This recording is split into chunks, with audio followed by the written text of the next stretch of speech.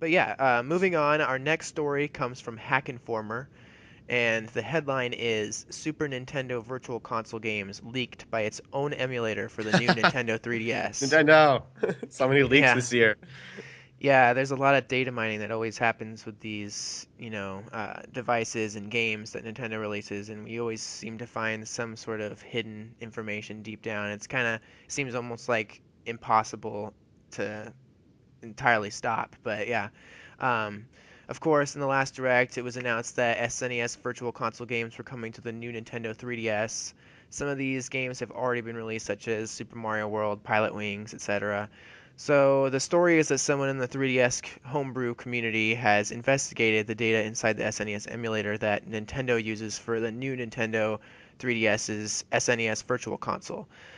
The result was a list of games that are most likely coming to the Virtual Console in Japan, and they could come to Western, Most likely. yeah, most likely. But there are, always those some exceptions, like Yeah. possibly. Okay, I'll get into the list, but some of the games were already known and some of them weren't. Some of the games listed include SimCity, Fire Emblem, which I'm wondering is the Fire Emblem.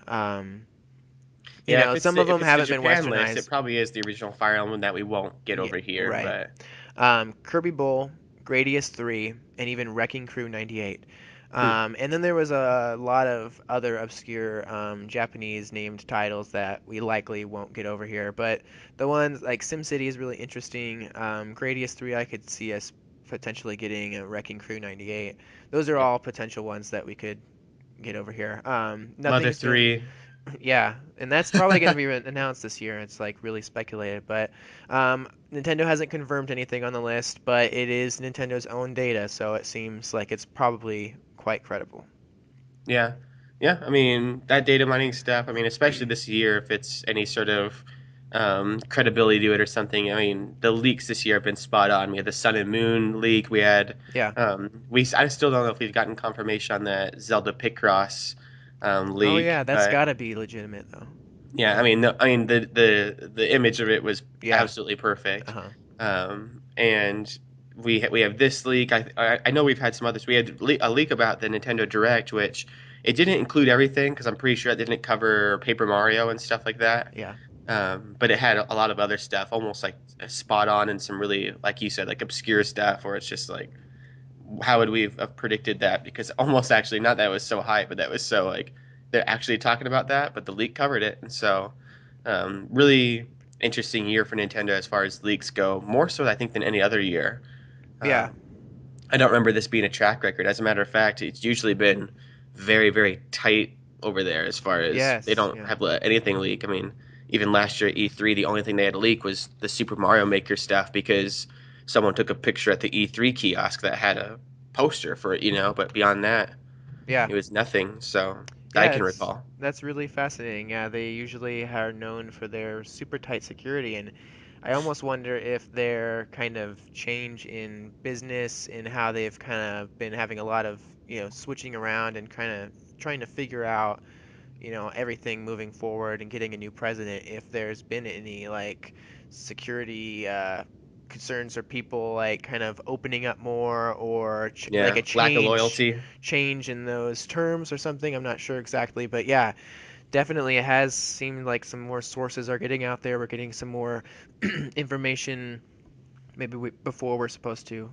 It's probably And because that yeah, Eric guy left, Mr. yeah, Nintendo. He was yeah, probably Mr. the one that Nintendo. was cracking the whip on everyone, like, don't Yeah, tell what's happening. And now he's gone, and it's just everything's breaking loose with Iwata and Mr. Nintendo gone. It's just chaos in the treehouse and in the.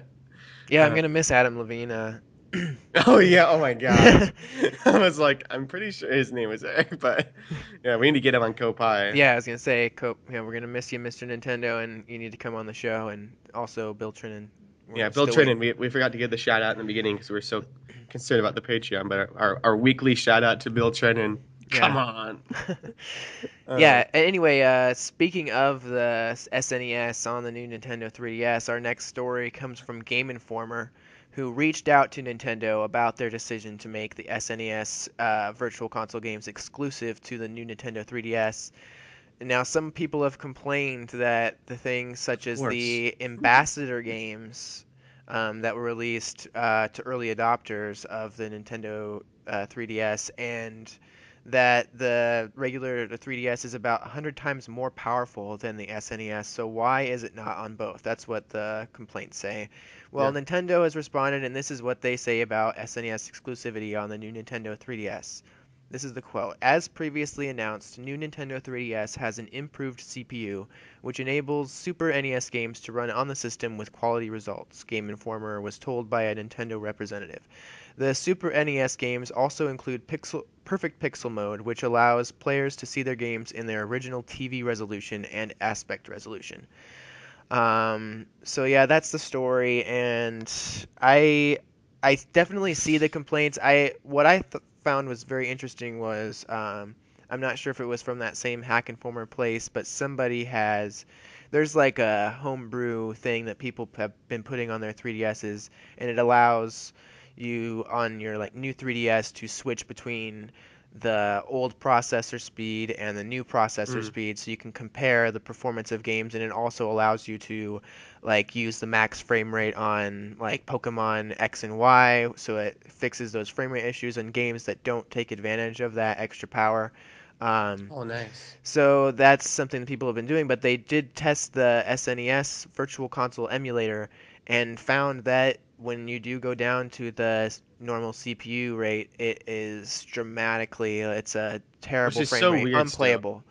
Yeah, it's gotta be. I mean, I can see the complaints is valid because I would see that, they specifically made this emulator likely with the CPU speed of the new Nintendo 3DS in mind, and possibly if they would have worked harder, and kept, doing patch, I bet they could have worked really hard, Yeah. like, homebrew developers do when they're developing. We saw on the Game Boy Advance way back in the day, there was an SNES emulator that ran not good. I would say it probably ran a little bit worse than the performance comparison of these CPU speeds, but still, when they do little tweaks, trying to make it run better and better, it gets progressively better as they put that time and effort into it. So it might have been just too much of a, trying to do all these tweaks and patches, and how stable is that, and is it, I bet it was just, much more convenient to make a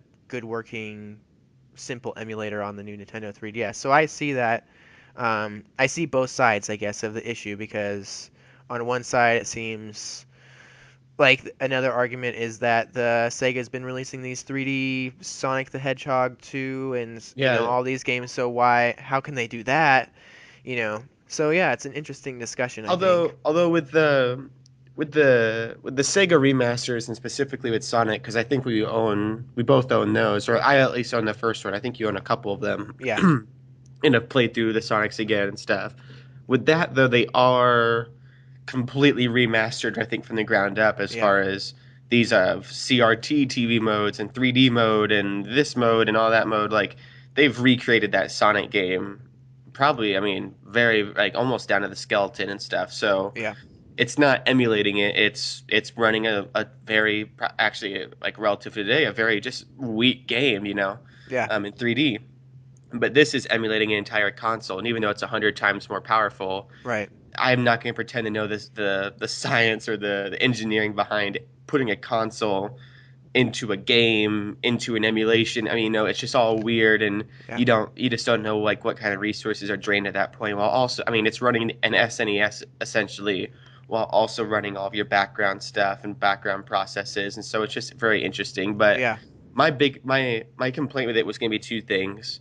Um, One, you mentioned the Sonic and the 3D stuff. It is kind of a bummer that they didn't go with that sort of route because even though it would have limited the amount of games they could have had available, it would have been so epic to have Super Mario World 3D, yeah, where it was the original 3D Mario or the original Super Mario World in 3D, like with the 3D slider on and stuff. yeah, Or even, I mean, some of the other games, like it just would have, I would have rebought that full price because now I don't know if I'm going to be jumping on these very quickly because I have right, them on my Wii U already. And if it's yeah, going to be 2D, I don't know if like the 3DS incentive would be to get it in 3D. Like I own the Sonic games, I own the Kirby Classic in 3D, which was really epic to play that in 3D.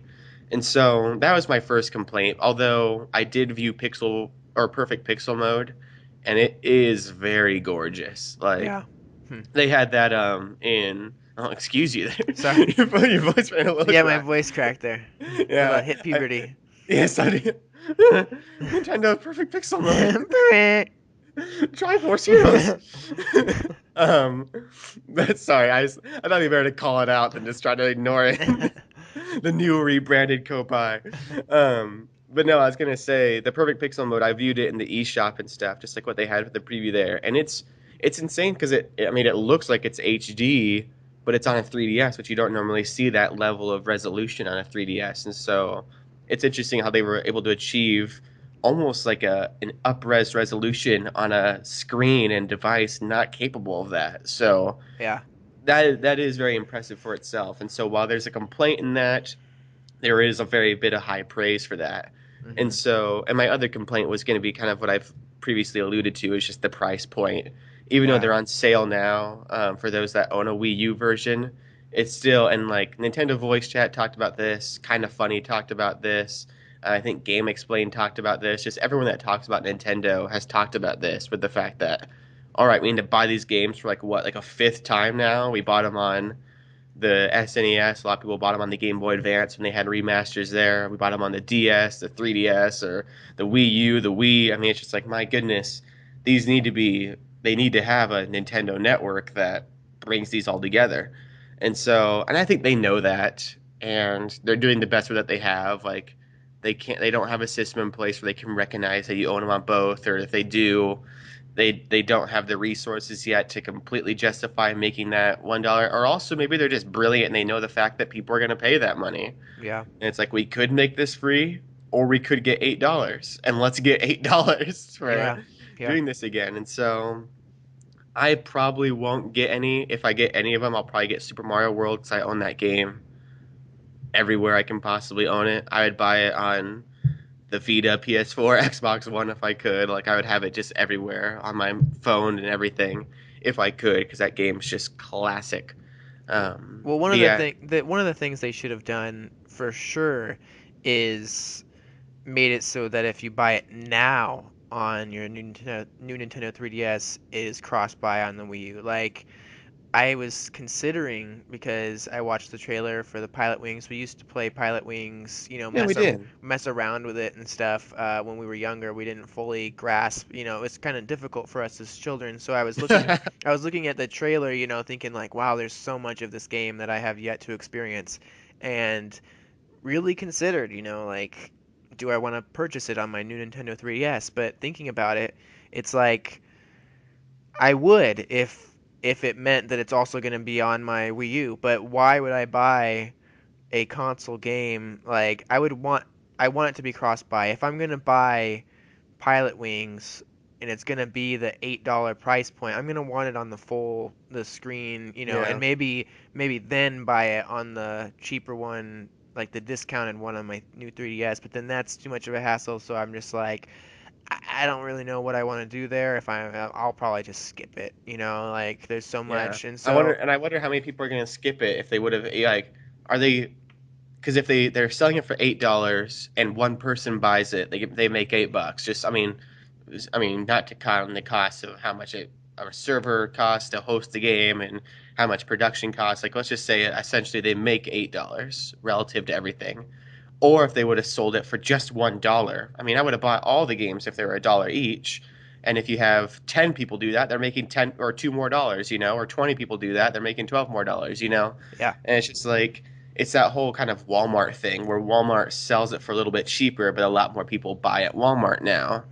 And so they make that money back and having more people come. And so there's that to it, but I'm not too sure. My other big thing is, like you were saying, kind of along the lines of, I want to buy it, but I also want it on my Wii U. Then another big concern for me is, I would buy it, but what am I going to have to rebuy it on the NX when that comes out this year? yeah, And is that going to have a handheld? Is that going to be that hybrid we've been hearing about?